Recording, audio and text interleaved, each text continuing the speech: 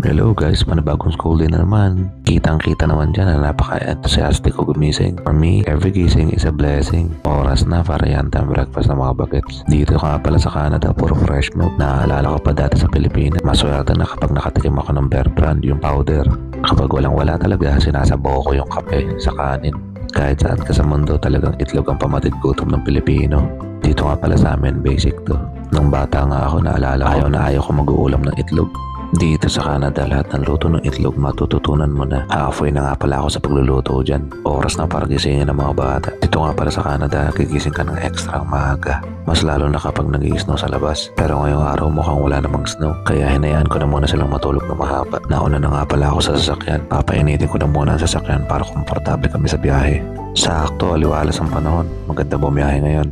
Dito kahit walang snow, palaging malamig kaya dapat makawalang susuotin. Ready na pasahero ko. Tama sa panonood.